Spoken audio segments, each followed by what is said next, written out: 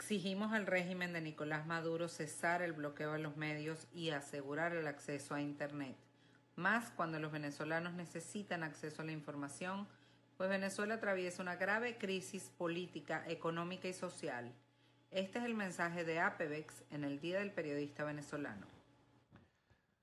Seguimos en Hola América a través de The True Channel. Hoy es el Día del Periodista Venezolano, como les comenté más temprano en el programa, a partir de eso de 7:15 de la noche, hora del este de los Estados Unidos. Si usted está aquí en el sur de la Florida, va a poder ir a verlo. Frente al Bayside, ahí en Biscayne Boulevard, la Torre de la Libertad va a ser iluminada con los colores de la bandera venezolana en homenaje a los periodistas venezolanos, los que están en Venezuela, por supuesto, en primer lugar, todos los periodistas que se encuentran en la diáspora y pues están recibiendo este homenaje en representación de todos nosotros, nuestros colegas de APEVEX, la Asociación de Periodistas Venezolanos en el Exterior. Mis amigos, si ustedes quieren contactarse con nosotros, ahora que estamos en vivo, aproveche, puede hacerlo a través del email de truechannelnetwork@gmail.com. También en nuestra página web www.thetruechannel.com hay un área donde usted va y dice contáctenos, ahí también nos puede escribir. Y si no, lo puede hacer a través del Skype. Búsquenos, estamos en Skype, es The True Channel. Así es que conectado todo el mundo. Mis amigos, estamos conversando con la licenciada Marjuli Mateus, periodista venezolana que se encuentra en situación de exilio en Santiago de Chile.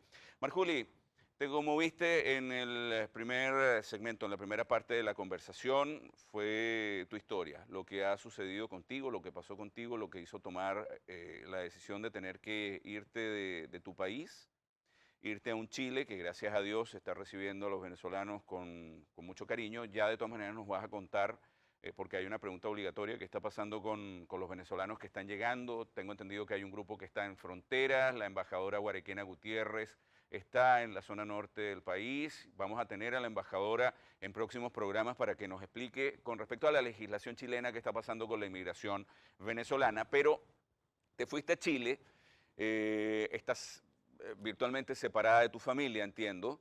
¿Estás solita en Chile? No, bueno, estoy con mi pareja. Ya, Mi hermana ya estaba aquí hacía 2 años ya, y bueno, afortunadamente tenemos ese respaldo que nos podemos dar los unos a los otros, pues ya. acá. Por eh, supuesto, buscando trabajo, buscando pega, como dicen en Chile, viendo a ver qué es lo que se puede hacer. Marjuli, te quiero hacer una pregunta histórica. Tú como comunicadora social, como periodista, tuviste que estudiarlo en la universidad, pero lo viviste como venezolana. Probablemente eras muy pequeñita, pero te tienes que acordar de todo esto. ¿Qué pasó en el siglo XX de Venezuela para que llegásemos a este socialismo del siglo XXI en manos de un individuo como Chávez y ahora de Maduro, que básicamente son lo mismo? ¿Qué pasó en el siglo XX en Venezuela? ¿Cómo fuimos a parar a esto? sí, bueno, a veces parece inexplicable cómo la democracia más sólida de Latinoamérica en la última parte del siglo XX derivó justamente a finales de siglo en un gobierno totalitario, un gobierno liderado por un militar exgolpista. Yo recuerdo cuando Hugo Chávez dio las intentonas golpistas en el 92 y antes de saltar a la palestra pública, yo, como tú dices, yo estaba muy pequeña Ujú. y a mí siempre me aterrorizó esa imagen de estos hombres armados en televisión nacional. Y a mí eso me quedó, pues, cuando finalmente permiten que Chávez opte siquiera por la presidencia, yo era todavía menor de edad, no había ni siquiera entrado a la universidad, estaba a punto de entrar.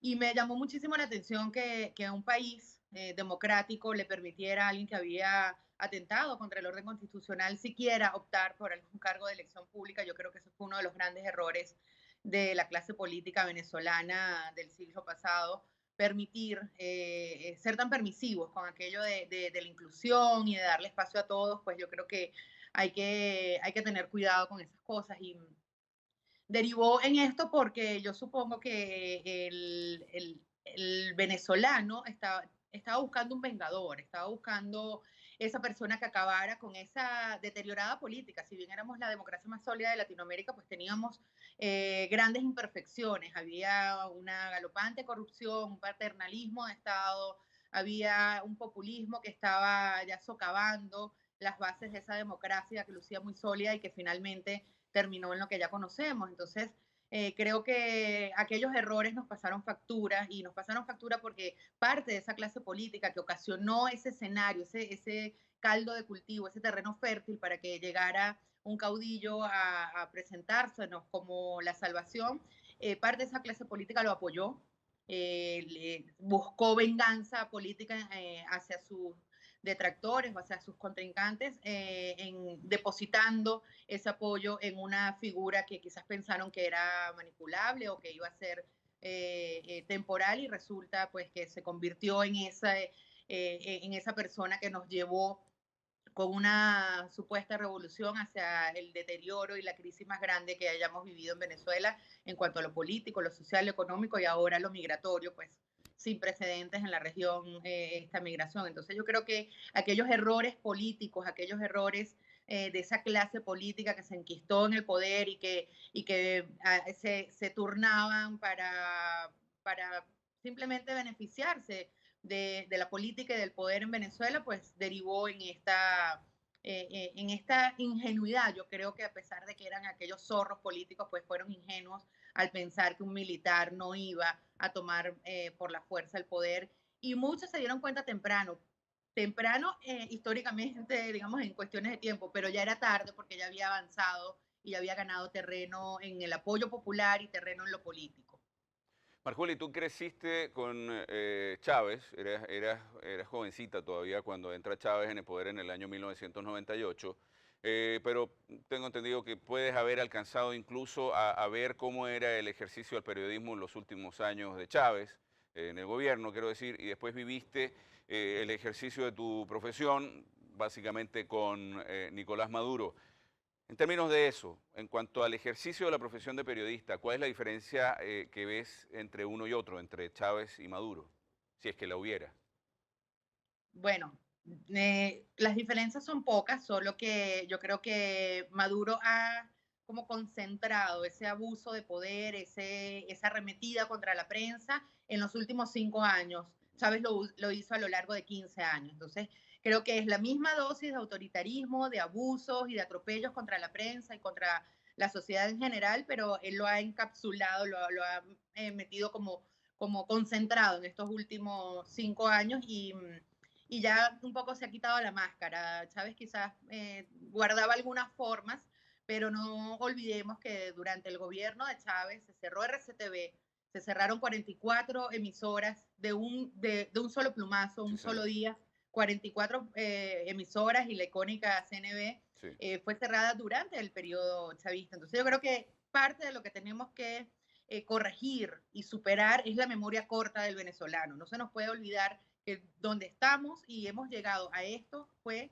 por obra de Chávez, fue por obra de Hugo Chávez, porque además recordemos que él fue el que prácticamente en su lecho de muerte dijo, si a mí me pasa algo, escójanlo a él, que era Nicolás Maduro que estaba a su lado. Entonces, hasta por herencia, esa herencia que nos dejó que fue Nicolás Maduro, pues es responsabilidad de Hugo Chávez. Maduro no tuviera el poder que tiene si Hugo Chávez no hubiese modificado la constitución, si no hubiese metido las leyes habilitantes que metió, si no hubiese reformado vía habilitante la normativa legal en Venezuela, si no hubiese dejado precedentes vergonzosos en cuanto a abusos contra la prensa, contra la empresa privada, contra la propiedad privada, expropiaciones, atropellos, presos políticos, nada de eso hubiese sido posible en la era de Nicolás Maduro si Hugo Chávez no hubiese abonado ese terreno.